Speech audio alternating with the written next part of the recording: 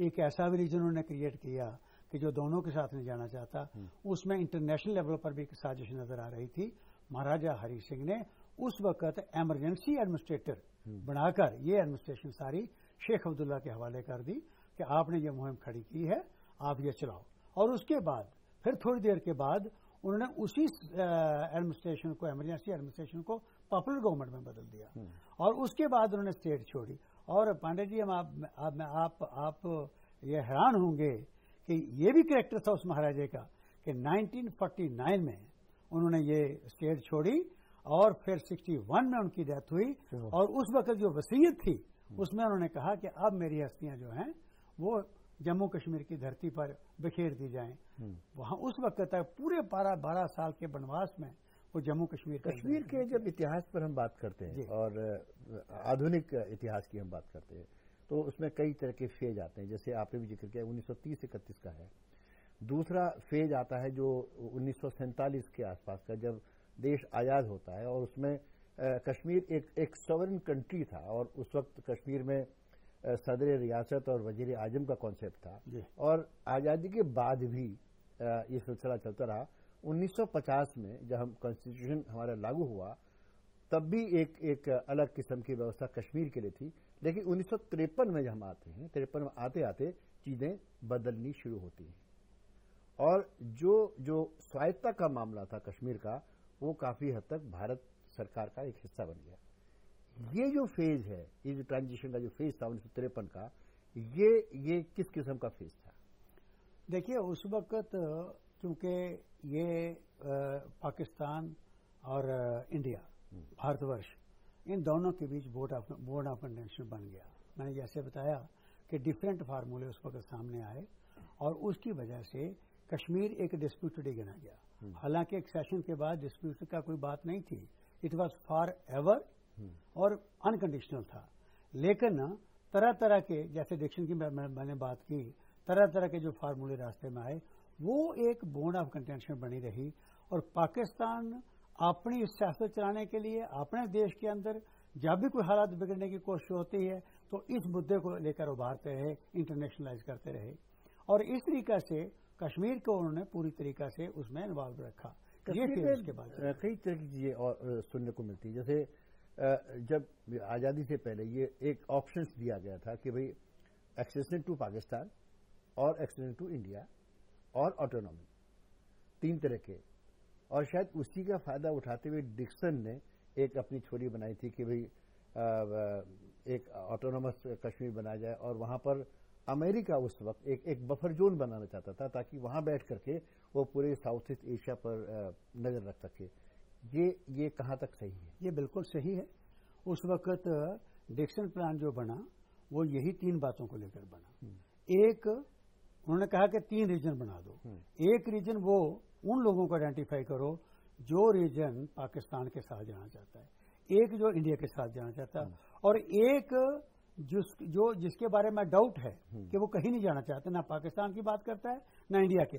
وہی buffer zone کی بات جو آپ نے ذکر کیا وہی ایک خطرناک بات تھی جس کو پاکستان نے بھی ریجیکٹ کر دیا اور انڈیا نے بھی ریجیکٹ کر دیا. اور اسی کے ساتھ ہی مطلب کہیں پر سنیکت راشٹر تک یہ مدعا گیا جبکہ بھارت کا اپنا مدعا تھا, یہ سنیکت راشٹر تک بھی جانے کی بات ہوئی.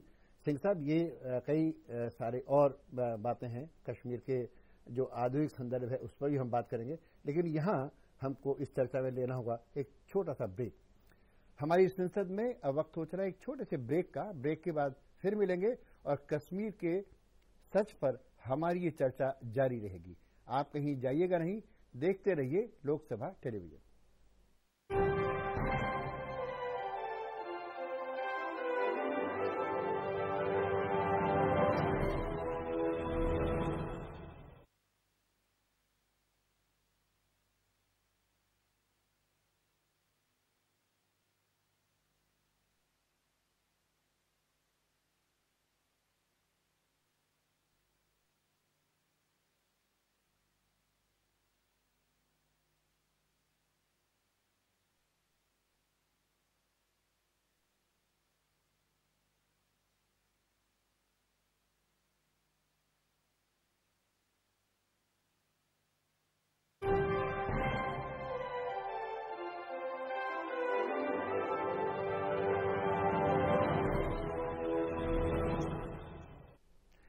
ब्रेक के बाद एक बार फिर से आपका स्वागत है हमारी संसद में और हम चर्चा कर रहे हैं कश्मीर के सच की।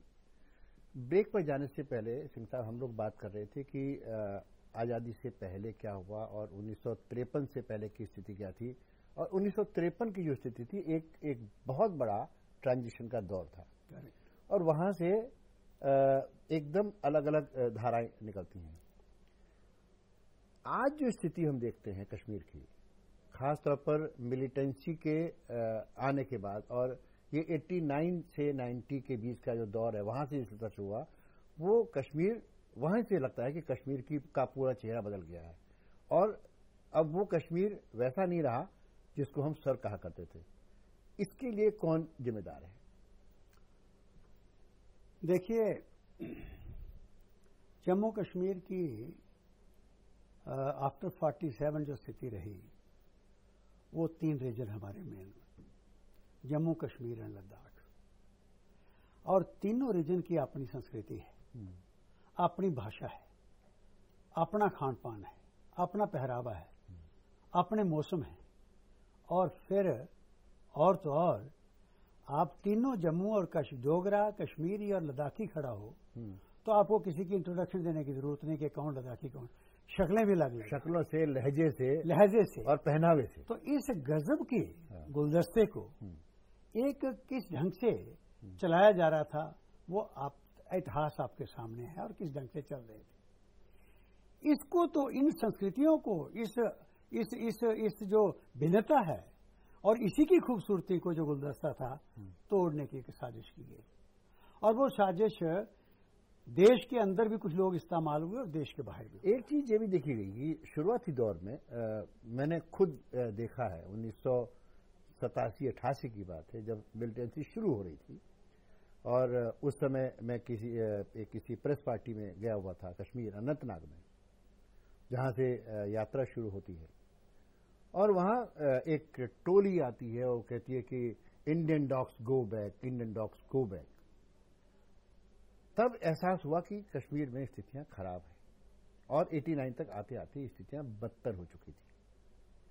आखिर ये मिलिटेंसी, इसके लिए जिम्मेदार कौन रहा? मैं बताता हूं। देखिए, वहां पर 2 तरीके से ये बात चलती है जो आपने कही। एक Indian dogs go back, Pakistan की भी साजिश।